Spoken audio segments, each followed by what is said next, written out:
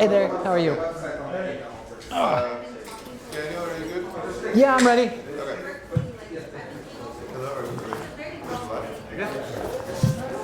Hello, hello. I wanted to take this moment to welcome all back to Solarpunkification because our next speaker, Daniel Martin, is going to be sharing. And I'm so grateful to have a further context together for this because there is a history of some parts of being human that goes a million years back. And some of those include whether we've had a history of being compassionate to each other and whether we've got an ability to use the bright ancient fractals that we have, which is a way to say that big history says we can claim the ancient past and give it new narrative through new names. And before the word compassion was invented, there was surely people practicing compassion. And so in the spirit of all ancient knowledge that is extremely empowering to get to bright future horizons for ourselves and each other and our more than human world that we are in, I'd like to, in that spirit, share over the mic here to Daniel Martin. Thank you. Everybody, please give Bobby a huge round of applause. Thank you ever so much. I'm going to be changing slides with a novel approach here, so do bear with me.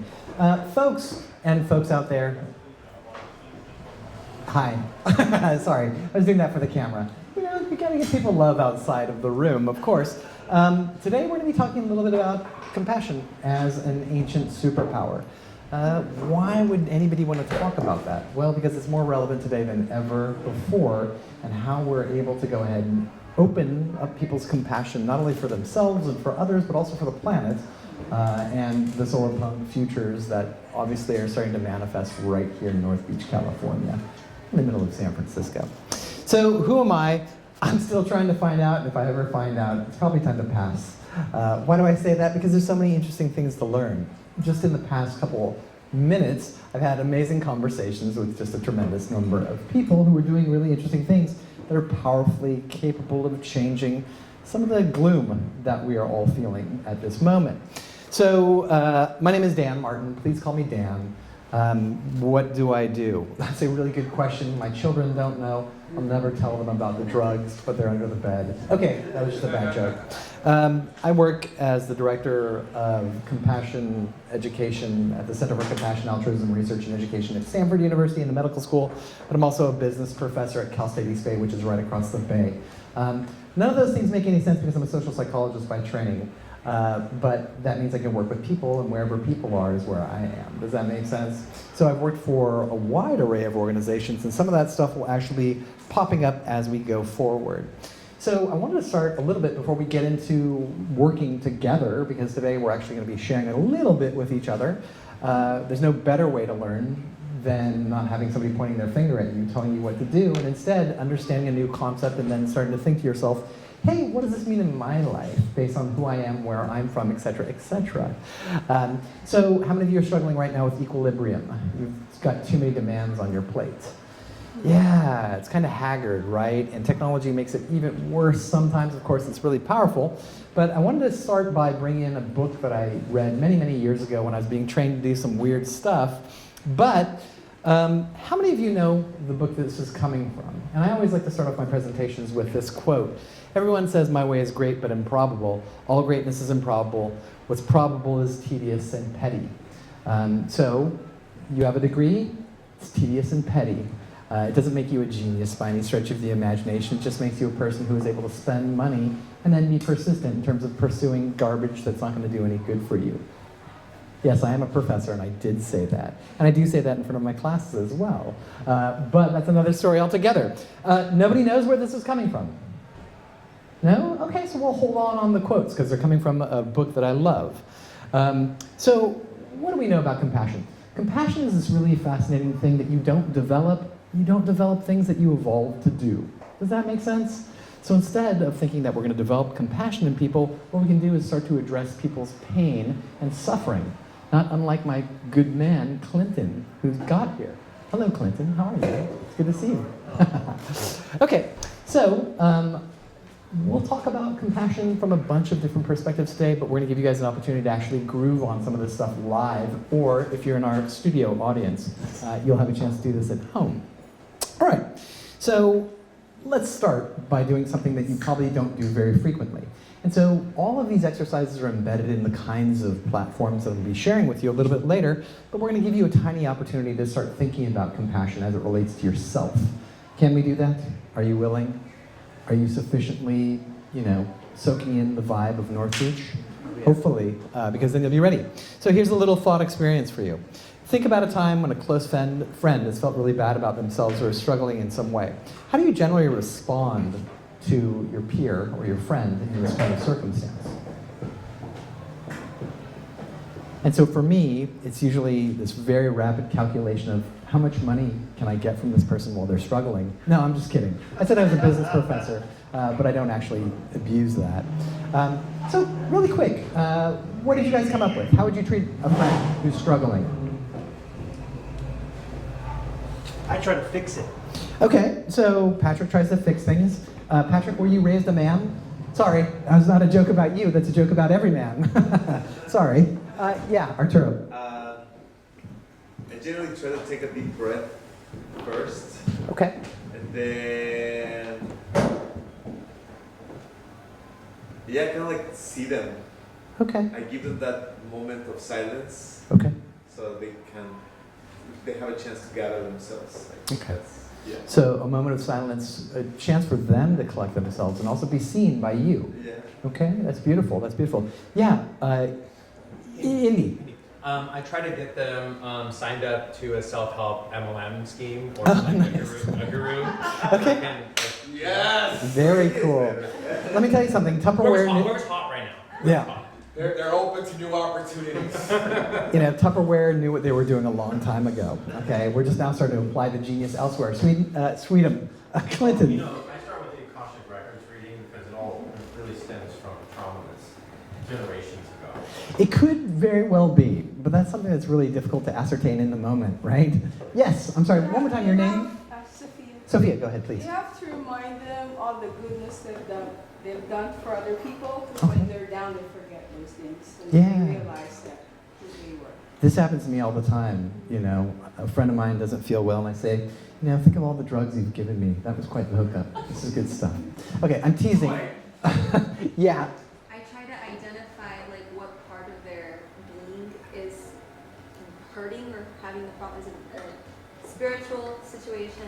Is it mental stress? Is Okay. it, what is it? And then from there, probably try to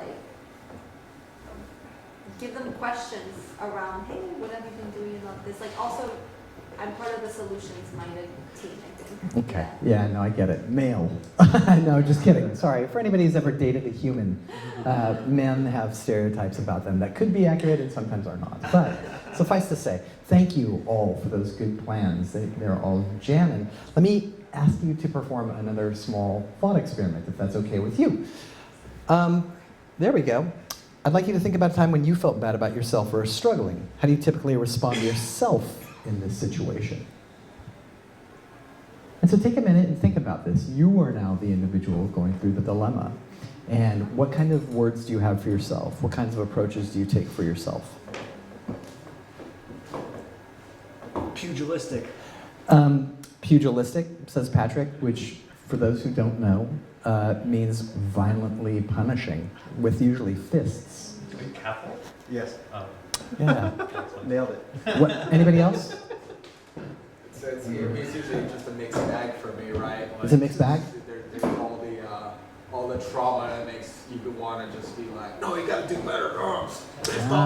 Versus the part of yourself that's like, wait, that's not helpful. You got to be kind to yourself, like you would be with your friends. Why am I not being kind to myself? What's going on there? Yeah. Anybody else, really quick? Yeah. Well, I used Stacey. to have horrible inner critic. Yeah. Inner critic. Sure. Horrible inner critic. I think I've evolved in some ways, so now I really see myself as multitudes. I experience myself as multitudes. Okay. So that helps a lot. Got it. Because I'm not Okay. just one person being a bad person. You're a ton of people being terrible people. I'm just kidding. No, but that's a beautiful way of looking at it, incidentally. So I have a feeling that you guys are being really generous, because if you're like me, I wake up in the morning, I do something wrong, something falls on the floor, and I will just call myself an imbecile, an idiot, a moron, you know, a waste of space. And when we find out that we start asking other people about this, they're generally hypercritical of their own behaviors and their own approaches to life. And so this is an interesting opportunity for us to start to think, wait a second, why aren't we applying this to ourselves, right? How can we go out of our way and treat somebody that we normally wouldn't even want to take care of with grace and dignity, and then we abuse ourselves? And our abuse generally starts at, what time do you guys go to sleep? Because that's when it starts, right? The day is over, the bed is comfy, the pillows are delightful. I have delightful pillows, I just want to share that. And I'm ready to go to bed. And what starts happening? I start replaying all the times I was a jerk, an asshole, a punk, a bastard throughout the day. All the people that I hurt inadvertently or didn't help because I didn't have time. And so there's no reason for me to feel that way, but it's something that happens every day, all the time, unless I take care of myself. And that's what compassion is all about. Hello there. So, I need you guys to be considering this as we go through this brief interlude, okay? And I am gonna go really fast because I packed this with a bunch of stuff. So, let's go ahead and talk a little bit about what compassion doesn't look like from most people's perspectives. And so, when we talk about compassion, oftentimes we're thinking about somebody who's struggling or going through a difficult time, but we're not thinking about large groups of people who are struggling and going through problems. And we're usually not thinking about how the economy or our political ideology actually creates dilemmas that people are struggling with. So I did this last time. Can you please turn up your listening to 13? Because I'm gonna talk really fast. Yeah? Okay, sweet, okay. So I'm gonna give you a couple books to read. This one comes from a book called The Spirit Level. It's a group of demographers and epidemiologists looking at the impact of equality in society on a broad array of epidemiological factors. So we're gonna see a couple things down here. Do you see this beautiful, oops, I'm sorry, I'm going too fast. Do you see the gorgeous purple of Sweden, the beautiful blue of Japan, the kind of grape of Germany, the, what is that, burgundy of France, and then you see the UK in that flaming 1980s hot pink? I love the 80s, I'm sorry, I'm from them. Oh, damn, you are the bomb, homie. And then the USA, ironically and sadly, orange. Anyways, that's another story. You can read into that any way you want to. Okay, if we can go back to the main screen, Patrick. Sweet. So this is the World Bank inequality rating, and it's of all those developed countries. You can see that the United States is doing the worst in terms of inequality. I don't need to tell you that. You live in the Bay Area. You're familiar with this stuff. When we start looking, whoops, we went too fast. When we look at the social mobility index, the UK is doing a little bit worse than us, but we're far behind all of these other developed countries that traditionally have socialized approaches towards things like medicine. So when your girlfriend was asking you, is this a communist presentation, Patrick? It is. So what do we know about life expectancy? You'll die here faster than any of these other countries. Why is that, ladies and gentlemen? Well, it's because it's easy to get guns, number one, but also we don't have things like subsidized health care. A couple other things. We are totally kicking everybody's ass in terms of teenage pregnancy. I am stoked. It's not a good thing to actually have teen parents, and the reason is their kids grow up and they cost a lot of money, but more importantly, they're very sad people who don't have the things that they need. A couple other things really quickly. The level of obese and overweight men is much higher than other countries. Infant mortality is higher than any of these other countries. The murder rate, there's no shock here because we have such access to weaponry, is higher than anywhere else. When we look at the prison population, you know, if I was going to be somebody giving somebody advice in terms of what career they would go into, I'd just say BOP. BOP is the Bureau of Prisons. And I do work with prisons also. When we look at people living with poverty, we're the highest. When we look at people suffering from difficulties with income, when we look at voting rates, the one thing that can change all of this, we're the last, square last.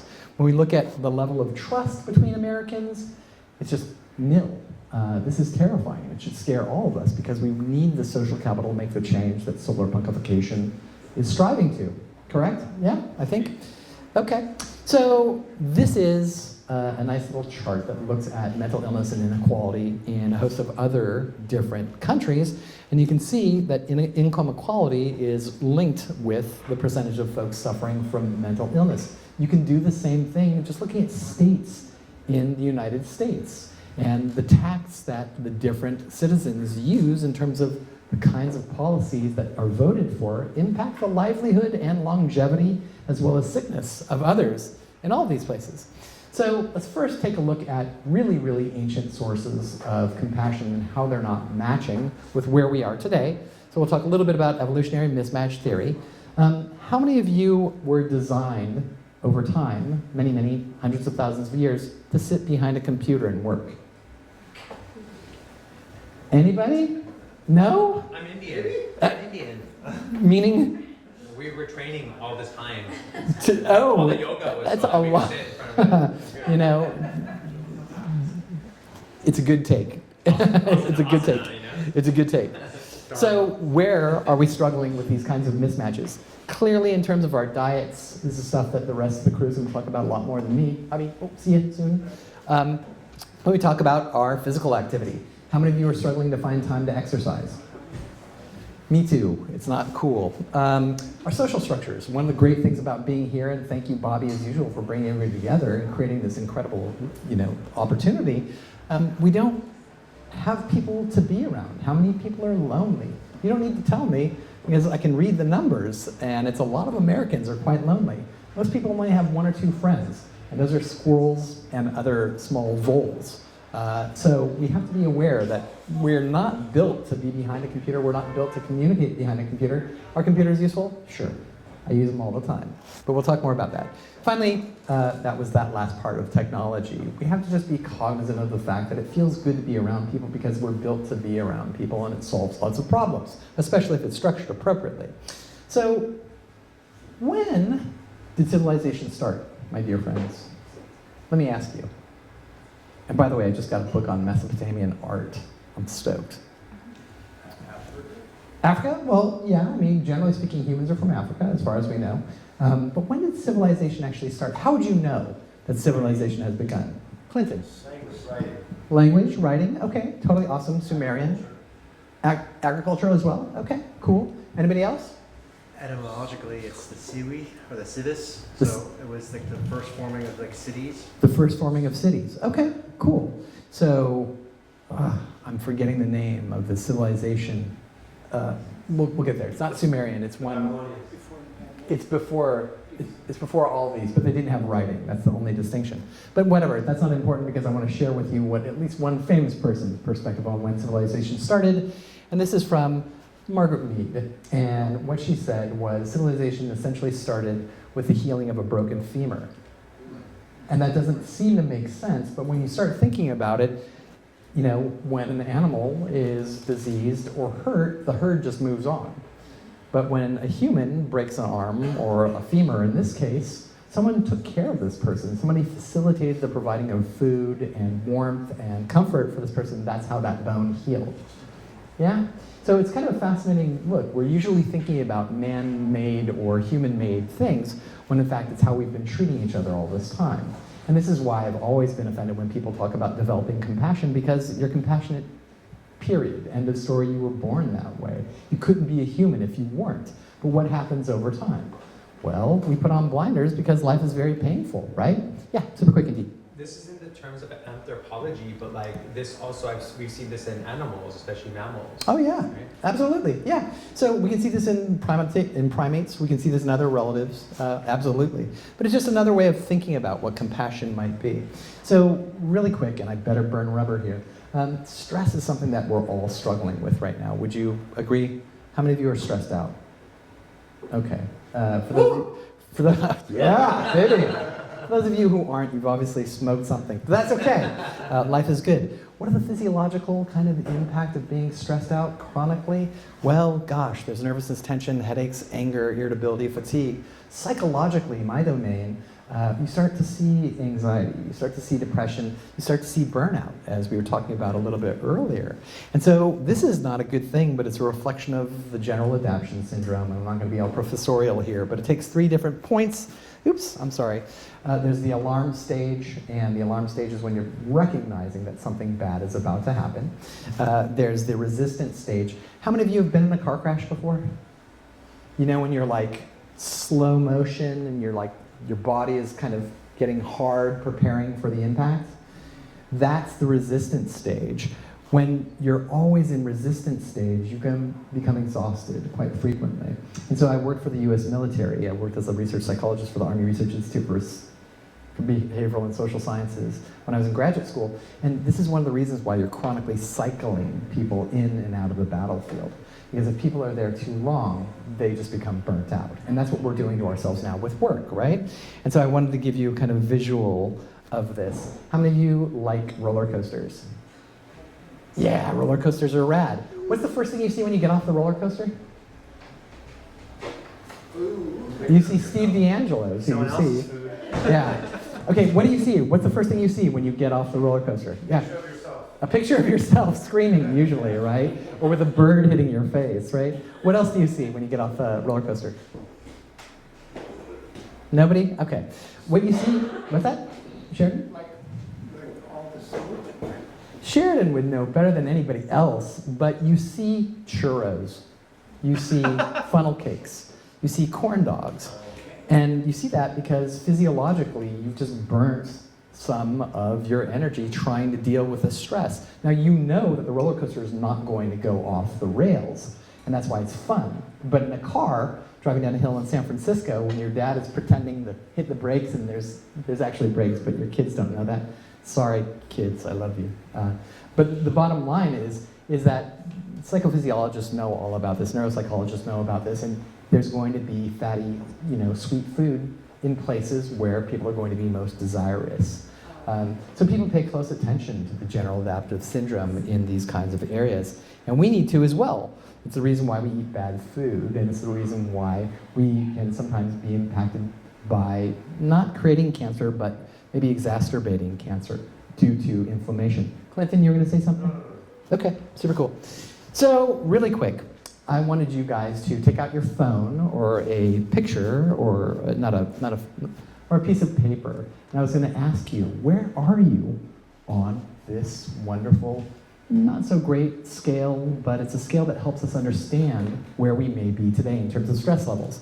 So, within the past 2 years, how many of you have experienced one of these things? I would just like you to add up the number of points that you actually... Yeah, 2 years. Yeah. Oh, I'm in your way, of course. That's a dork rookie move. No jail in the past 2 years. Okay, think about it this way. Has your spouse died? Did you just get a divorce after they passed? I'm just kidding. It's kind of weird.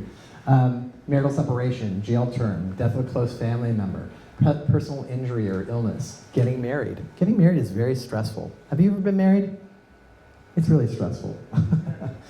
Being fired or laid off. Marital reconciliation, that's also very stressful. What about going through retirement? You're changing your whole identity. It's huge. What about getting pregnant? Something that I've never suffered, but it could happen. The bottom line here is that all of these things impact us, and even though this isn't the world's greatest scale, if you score somewhere over 300 points, the likelihood of you becoming ill due to a stress-based illness is quite high. And so what we're talking about here is that inflammation I was describing previously. So I know you guys are adding this up right now. Don't worry, there's 2 ambulances right outside, so you should be fine. It's not a problem. But take a picture of this and go ahead and run these numbers later on, because you might see to yourself, you know what, I maybe need to take a little bit of a break, if that makes sense. So let's talk a tiny bit about your brain. And I know I talked a little bit about this last time around, but we can really go ahead and consolidate the neuropsychology of emotions or affect by giving us 3 little symbols, or I should say circles, that symbolize the way that we process information emotionally. The first component is your drive system. How many of you are hyper-ambitious, driven people who take no, you don't take no for an answer? So I know that some of you are here, right? You wouldn't be here if you weren't these people. The man laughing is number 1 of all those people. So being driven is something that's highly praised in our society, right? Oh, this person's a go-getter, they're kicking ass, they're doing all these great things. That's fine, But the other circle that we'll reflect upon is our threat-based system. How many of you vote because of terror or because of fear? Well, it may not be you, but it's a whole lot of other people because we know fear is a hyper-motivating factor that people really pay close attention to. You read the news every day, I read the news every day. What is it, happy stories about kitties and puppies being rescued? Or is it about plane crashes and murders and assassinations and war and violence? So evolutionarily, it makes sense for us to pay attention to what's happening in our environment because, a fearful person is a safe person. The one component that we don't speak enough about, obviously, is our soothing system, right? And I'll just do this really quick. What would it be like right now if you got a call from your mom saying, hey, how are you doing? How are you, sweetie? What would that be like? How would you respond physiologically to that? I know I'd be terrified. My mom's been dead 1,000 years, so I'd be like, I'm on something.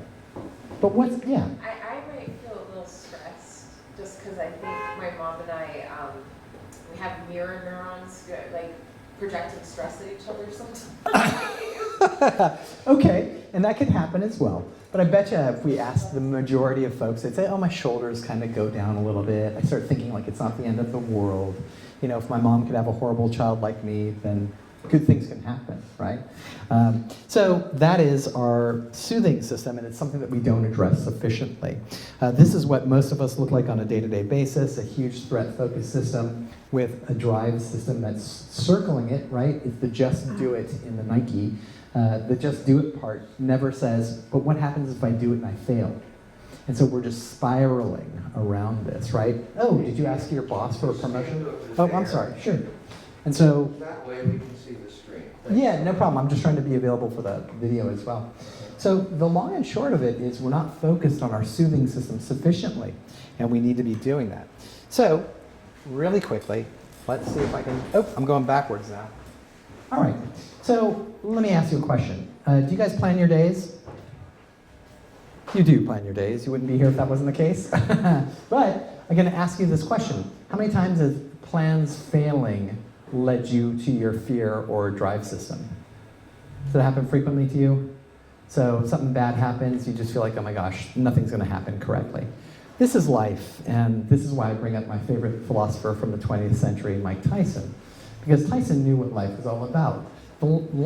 Reality will punch you in the face. That's not a question. It's a question of how resilient you're going to be getting as you get up. So let's talk a tiny bit about this. And I'm just going to ask you this last question, and then we'll actually go into a deeper exercise. What's the best predictor somebody will take another person's life? It's a weird question, especially when you're talking about compassion, but actually it does make a lot of sense. Anybody want to guess? Come on, folks, no? Murder of a family member? Maybe murder of a family member? That is, but we're really thinking, what's the best predictor? Revenge. What's that, maybe revenge? Contempt. Contempt? You guys are doing great. Actually, no to any of those, even though they're all great guesses. It's just proximity to the human, right? So how long have we been using bow and arrows? How long have we been using boomerangs or spears, drones, missiles, guns? It's a lot easier to kill somebody when they're not next to you. And the reason I know this is because I've read the tome on killing. And interestingly enough, it's not a book about killing, it's a book about how human we are and how we have to dehumanize ourselves to kill people. So, those people that you were walking by in the Civic Center, 30% of those people were well-trained to be killers. They're vets. That's why they're out there. And I can tell you this because I work trying to turn them not into killers, but back into citizens. And it's hard to do that once you've turned somebody into a killer. Does that make sense? So we'll want to think about this all the time. Oh, the reason why that picture is so relevant, every 10 years, 6,000 people are bitten in the American workplace. Now, let that sink into your head for a second. How many times have you been so stressed out at work that you actually bit somebody at work? It's never happened? Again, we're talking about adults. We're not talking about people working with children either. So you have to be extremely, extremely upset to go ahead and reach out of your cubicle and grab somebody by the grill. It's just not a good situation. So pay attention to these kinds of things, because this is what dehumanization is all about. It's not about connecting, it's about distancing. And so we'll have another chance to talk about this stuff. I'm not going to spend a good deal of time on this just because we don't have the time, but this is another quote from this chapter. And so I want to talk a little bit about some solutions. Self-compassion is becoming pretty well known these days, but how to practice it becomes really difficult when we are extremely critical of ourselves. So a couple things. How many of you love yourselves? Yes. Woohoo! Sweet, awesome, that's totally cool. You know, we used to study self-esteem as something that was really important, and self-esteem is really wonderful. It's just kind of on or off, and you're not thinking about it traditionally as facets. So when you're a bad husband one day, you're thinking I'm a bad employee as well. You're thinking you're a bad pet owner, et cetera, et cetera. Self-compassion takes a slightly different perspective. And so you guys can read the quote, knowing other people is intelligence, knowing yourself is wisdom, overcoming others takes strength, overcoming yourself takes greatness. And is now this starting to make sense to you guys, the book? No, not yet? Okay. So self-compassion is related to a ton of different good things. For example, low levels of stress, psychological well-being, job satisfaction, which is very important for most of us because we have to work. Also lower burnout rates, which I want to say we chatted about previously, but also retention in difficult jobs. So we were talking about nursing previously. This is a tremendous boost for nurses. Here's another one. This is compassion towards others. How many of you don't believe in altruism? I don't believe in altruism. I don't think there's any such thing. Argue with me. How do you feel when you're taking care of somebody? Define it. Define it. Defiant when you're taking care of somebody? Define altruism. Oh, okay. Well, I'm not going to. I want you guys to do that. Okay. Yeah, exactly. So here's the thing. I don't think I've ever taken care of somebody where I didn't feel good about myself afterwards. I don't think there's ever been a time when somebody fell down on the street and I picked them up that I didn't feel like a rock star right afterwards. I benefited from that action, and that benefit had psychological consequences for me that were just delightful. That could be chicken and egg, right? It could be, do you feel good because you did good, or do you do good because you feel good? Right? You don't really, you can't tell which one came first, but. This is something that you can manipulate in psychological experiments, which is different. And so we do find that people will create situations that make themselves feel good about taking care of other people, like proxied by Munchen. Yeah, so it's just interesting stuff. But taking care of other people actually has huge benefits, not only in terms of health, but psychologically. Sir, you were going to say? I just wanted to throw, I'll try not to make this long, is like the Kantian idea, like the Immanuel Kant, the philosopher's idea of like the sense of duty, where you're only being morally virtuous when you do something good and it gives you no pleasure. So you do it out of like a sense of like, I'm not a fan of doing this, but I have to do it anyway. But I'll counter that also because Immanuel Kant never went more than like 40 miles away from like where he grew up. He was a weird guy. That's also an interesting case. Here's the difference. German philosopher guy. I don't remember if he was Catholic or not. I don't know. He's a pretty famous German. Some Christian. Yeah. But so, anyway, he never went more than 40 miles away from his hometown, so I'll qualify he's a weird nerd too. Weird nerds are awesome, but they need to prove their hypotheses in my world. So I don't have any beef with philosophy. Philosophy is the mother of everything. And I'm saying that because I know two philosophers right here in this damn room, and they'll cut my throat if I don't say something like that. But the bottom line is philosophy is awesome. Metaphysics are awesome, but physics are even better because you can test them.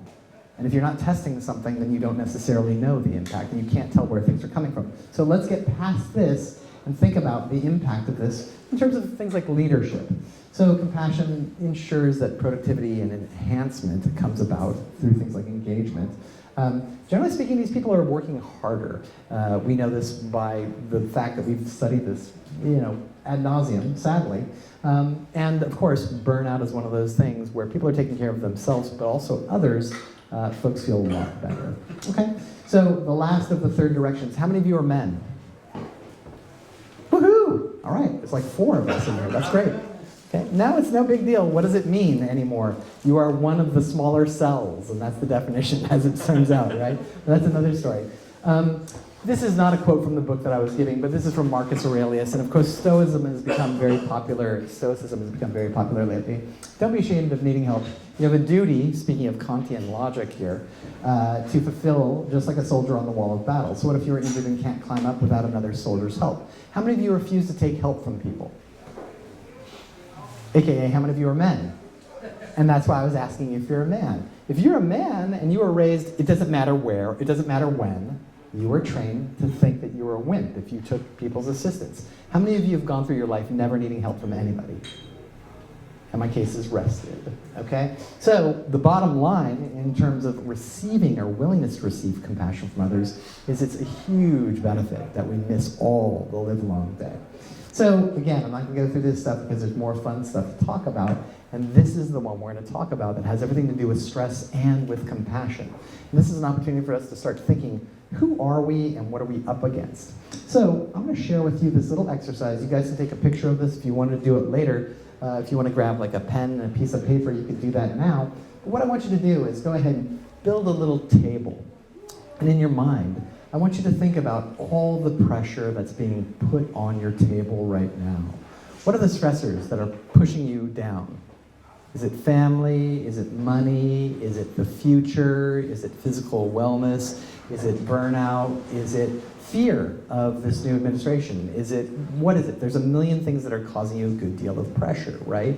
And we're usually quite aware of that stuff. The thing that we're not aware of is what's supporting us through this pressure, right? And it's interesting, how many of you have people that love you? Everybody in this room has somebody that loves them. How often are you giving them gratitude for supporting you in this incredible stress? Where are they providing help for you? This is an image that I put together in terms of the pressures that were on me and the supports that hold me up. And if you look at this, it's like an overbuilt and over-engineered IKEA table because my life is so hideous, I need extra support. But if I wasn't aware of that kind of pressure, then God knows I wouldn't know what kind of support I needed, and more importantly, where to direct my resources to ensure that those people recognize that I love them and really appreciate them for taking care of me. So who's somebody right now that's supporting you that you haven't recognized?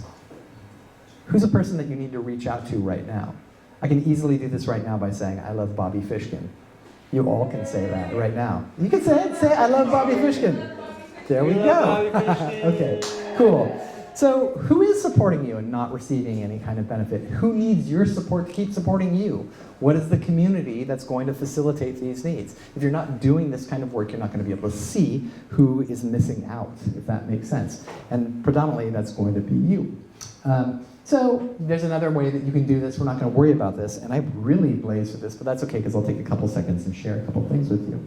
So really quickly, the exercises that you guys were just doing are actually the exercises that people like Steve have participated with me in various electronic environments. These things are really simple, they're very easy. All they require is you to be a human and to have some structure to facilitate positive outcomes. Now, we didn't do this as a group, but these are the very exercises that move those psychometric measures that I didn't talk about today because I didn't include them in the slides, so I'll tell you right now. How do I know that this stuff is working really well? Because I've had more than 10,000 people in 7 countries and about 5 different languages statistically significantly decrease their stress, anxiety, and depression while increasing their compassion for others, compassion for self, as well as reception of compassion for others. And at the same time, if you think about it, how many of you have worked with real jerks who lacked compassion at work? Woohoo! You can all raise your hand. They're not here. Don't worry. You know, we're not filming. Oh, actually, just kidding. The long and short of it is these compassionate kind of competencies facilitate all the other competencies that are higher level in any occupation, like managing, like being a leader, like understanding. Teamwork requires a good deal of understanding of other human beings, like understanding yourself by virtue of other variables like emotional intelligence that we've been able to statistically significantly increase, manifest just by virtue of normal people speaking with each other in normal ways. So I never mean to diminish my good friends, the clinical psychologists, but number one, they're not measuring outcomes, so they can't really say much about what they're doing for people. Number two, how many of you have had a much more engaging and inspiring conversation with a stranger as opposed to somebody you're spending $300 to stare at? It happens every day. Yeah, it happens when you're in the grocery store. It happens when you're on Muni, if you took Muni here, or BART to get here. It happens in your Uber. It happens everywhere. We don't even pay attention to that, but if you are tracking that stuff, we know physiologically and psychologically it's having tremendous impacts. So the goal of the work that we do is not to be in any one area, it's to leverage this ancient wisdom. And I must have sent you the wrong deck, no wonder. Damn it. Because, yeah, I wanted to talk to you. I wanted to talk to you about, yeah, I'm an idiot. Sorry. It's okay. I make mistakes too. Woohoo. So think about this. I'm not a religious person, but religion is part of me because I'm human, right? Are the majority of the world's population religious? In one way, shape, or form. There's an author that I'll recommend to you by the name of Corinne Armstrong. It looks like Karen, and I'm not worried about it because I worked for her organization, the Charter for Compassion, as Director of Science. And the interesting thing about Corinne as a religious scholar is she has identified compassion really as the main focus of all religions. I mean, of course, you can look at Buddhism and be like, yeah, that's obvious. If you look at Christianity, if you look at a wide array of other religions, it does manifest as one of the main thrusts of all these things. So my argument is that, yeah, compassion is ancient. Yeah, it is a superpower. How many times have you helped somebody and they've just been overjoyed that somebody stopped and helped? It could be something very small. It could be something really large. My invitation to you guys tonight is to start thinking, who can I parlay what I already have to create a better world? Be that through art, be that through the wonderful work that people are doing in terms of remediating our environments, be that in terms of community building. These are all really imperative things. And it's not behind or not infeasible for anybody, and you don't need to spend a lot of money on this because you already are compassionate. It's not even an issue. What you are now is probably scarred by reality. And so we need to look at a couple of those scars and pull back those scars and say, what do I really want to do in this situation? How can I really manifest something of benefit to myself and others and do it in a collaborative and sustainable fashion? It's not so hard. It really just takes us talking to each other and having the guidance, some guide rails to just acknowledge each other as human beings and to facilitate what we all want, which is love. Another superpower that we'll talk about some other time. So guys, I am not mad at myself. I love myself more than anything in the world.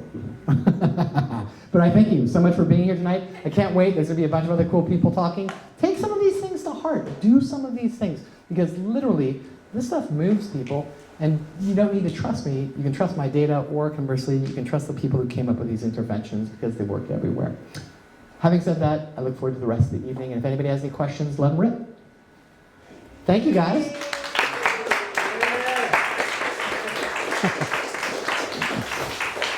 Actually, and so this time I wanted to give people a real opportunity, but right when we started, the crew came in. So damn you guys, you got here late. I'm just kidding. You got here right on time, so don't even worry about it. But I was going to have you guys do this. Look at this. I did have Corinne Armstrong's stuff in here. Let me see if any of this stuff is resonant to you guys really quickly. So this is the steps that Corinne has come forward in terms of understanding religion's contributions to compassion. Everything okay? We're cool with time? Okay. So learn about compassion. It's not a big deal. It's everywhere around you, every day, all the time. How many of you have ever worked in healthcare? It's the main thrust of what they do. How many of you have worked in education? It's the main thrust of what we do. Have you ever worked in the service industry? And so there you have it, folks. I mean, if you're interacting with a human being, this is a superpower. Another thing that you can do, if I can find the direction buttons right here, look at your own world. You know, where are you seeing this? The sad reality is people aren't seeing compassion anywhere. A couple of years ago, I built a geographical information system that invited people to see social compassion around them. Just observing compassion in their environment once a day for 5 days was enough to statistically significantly diminish their stress, anxiety, and depression. So it's not necessarily that you need to do anything, it's about seeing it in your environment. Practice self-compassion. It's not easy. Why? Because we're in such a driven, ambitious world. But it's okay. You need to take a break. You know, my wonderful ex-girlfriend was a flight attendant. And what she said goes for everybody, right? You grab the oxygen first, because if you don't have the oxygen, nobody else is getting the oxygen. Does that make sense? So a simple way to think about it. But we also need to think about empathy, but be very careful with empathy, people. I love empathy. It's a necessary part of compassion. Sorry. But why do I say be careful with empathy? Have you ever, like, wallowed in the suffering of humanity? Okay, I'm a social psychologist because all I see is pain, and that's it, and I just want to ameliorate it. And so that pain could cause significant damage to me, right?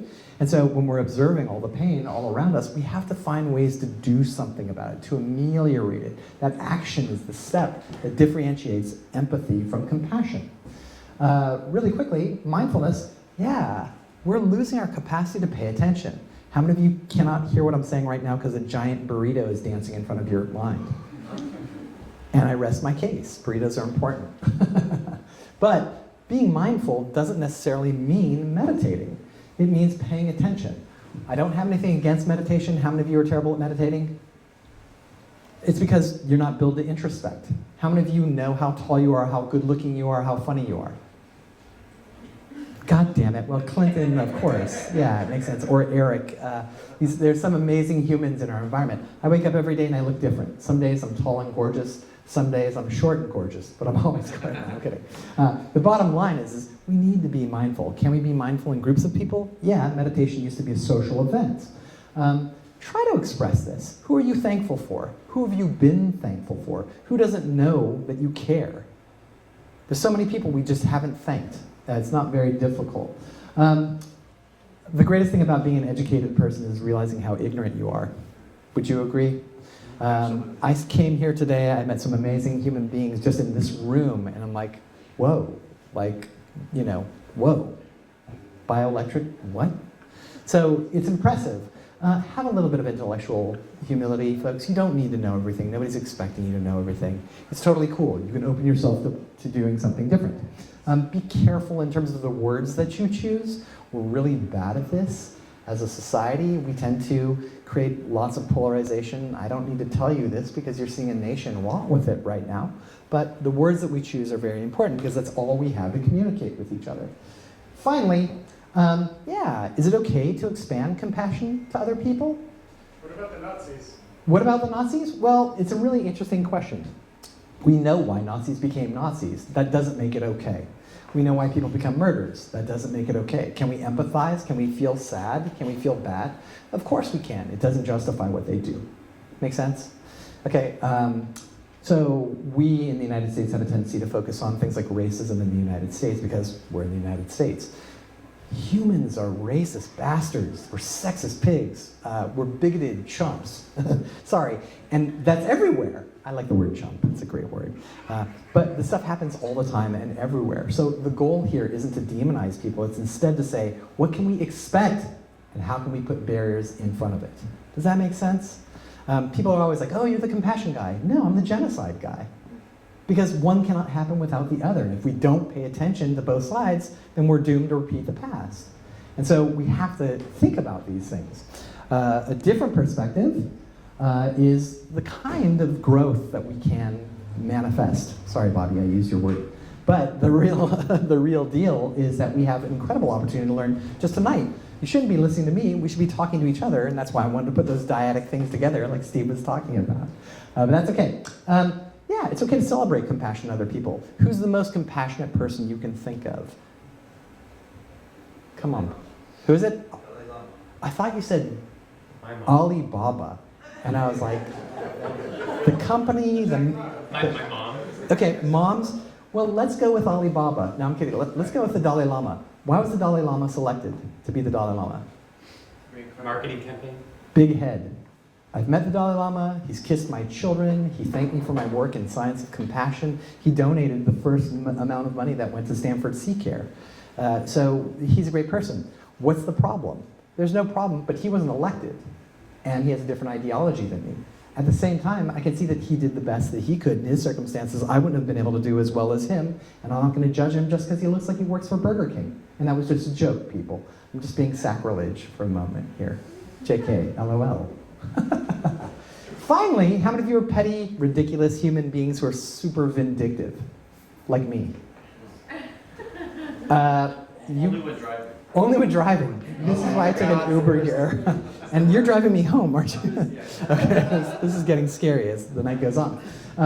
It is difficult, but think about this for a second. Compassion is action. And so when you're forgiving someone who's hurt you, you're not necessarily saying, it's okay what you did to me. Instead, you're letting go of it possessing you.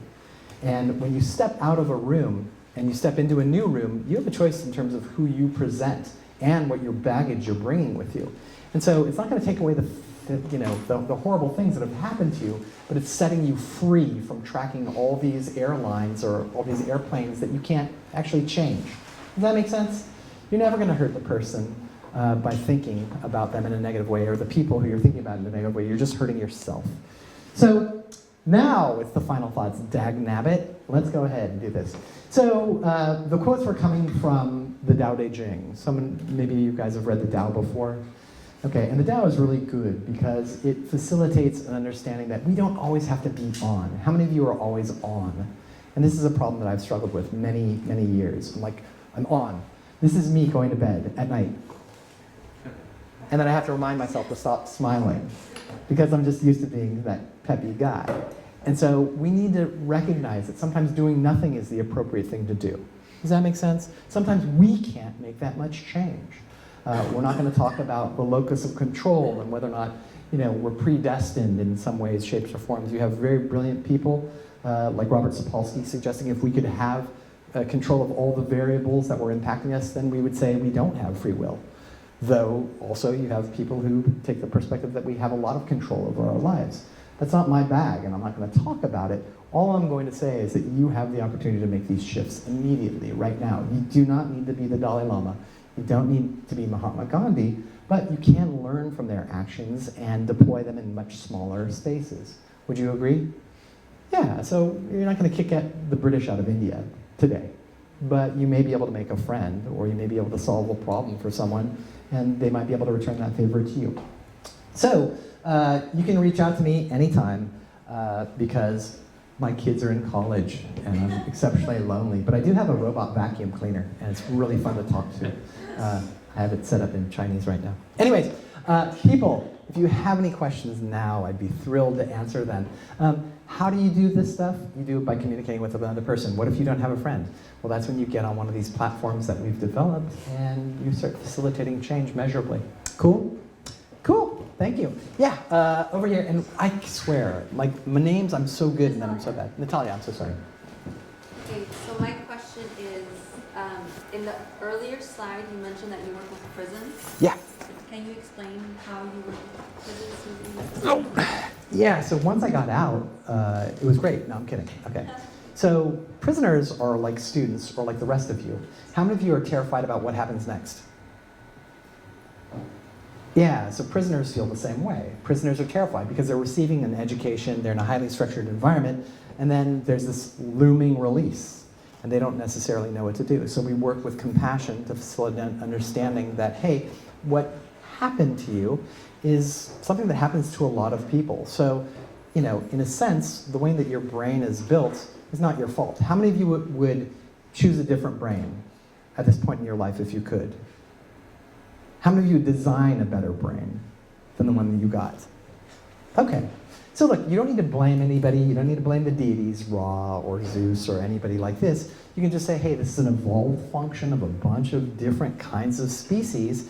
It's not my fault, but now that I know about it, it's my responsibility to do something about it.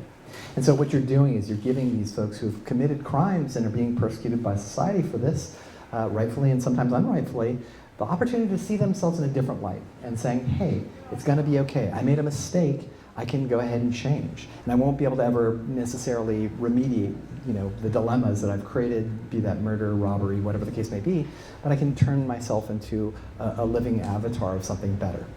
Yeah, and so it's very successful because these people who think that sometimes they can't receive an education, and what we do is we share with them, hey, this is just the very beginning of your education. It works quite effectively. So, great question. Yeah, there's somebody else who had their hand up. I'm sorry, go ahead. Yeah, thanks, this has been a great evening. I was just wondering, when I first came in, you mentioned that there's like an exercise or workshop you could do with other people. Do you have any, have you thought about making a board game or a card game or something that's like... Well, and Steve was asking about this a little bit earlier, and so I developed a platform over the course of many years, and it's in like 5 different countries right now. We're just about to start in Pakistan and Brazil, and potentially Scotland and the rest of the EU, where my goal is to basically take over about 15% of undergraduate classes, because in my classes when I use this, first of all, I check out because I could be funny some other place and make less money, you know? Just kidding. But what happens is the students are interacting with each other, and because I'm measuring outcomes psychometrically, I don't need to worry about anything. They're taking good care of each other, and not only are they taking care of the things that they're not receiving from the student health care center because they don't go, because 99% of all the issues that happen at campus are mental issues or mental health issues. But they're also gaining the knowledge, skills, and abilities that are associated with about 925 different occupations that have been job analyzed by the Department of Labor.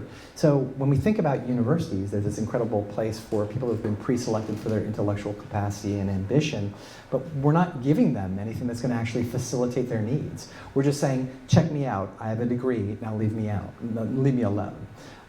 So yeah, there's a bunch of different ways this can be leveraged, and to Steve's point, we use this with psychedelics in the sense that, hey, we're not giving people psychedelics, but what if they use cutting-edge clinical, psychological, and social psychological interventions to prepare for doing the drugs that they're going to be doing anyways and benefit from that beforehand, but then to match them with their partner, the same person they developed a relationship with, to integrate. This is kind of a nice way to do it. How many of you have friends? Or how many of you don't know how to be friends anymore? It's confusing, isn't it? There's 4 different kinds of relationships you can have: work, family, platonic, and romantic. If any of you have children, or if any of you know young people, they're struggling massively. Do you remember how confusing it was just to go on a date as a normal human being? Now imagine all the layers of technology. So we have to give people different types of technology to move through that, and that's compassion. It's just that simple. Does that make sense? Sorry. Thank you. Yeah. Oh yeah, just buying copious amounts of heavily discounted bread and freezing it to give to your friends in a time of need, an effective form of compassion. So Clinton is referring to my proclivity of being poverty-stricken, or just cheap AF. I don't know. How many of you have kids in college right now and you're paying for their institutional? Okay, so you know. So Bimbo's, it's Bimbo's bread discount outlet. It's where it's all about. I just get tons of stuff. Anyways, that's a different question. But it has everything to do with compassion, because I don't beat myself up for eating bad food. You know, sometimes my legs feel a little bit shaky, but other than that, I'm being very compassionate. My kids, will they realize this today? Hell no. Will they realize it when they have kids and I'm gone and start crying and pouring a 40 over my, freaking grave? I hope. I can only hope. I can only hope. I'll just make sure it's oldie, like Daddy used to have. Folks, any other questions? I'm sorry about my ridiculousness. I just can't stop it. Homies, people, creatures, friends, colleagues, allies forever, life partners. What's your name? How do we follow you?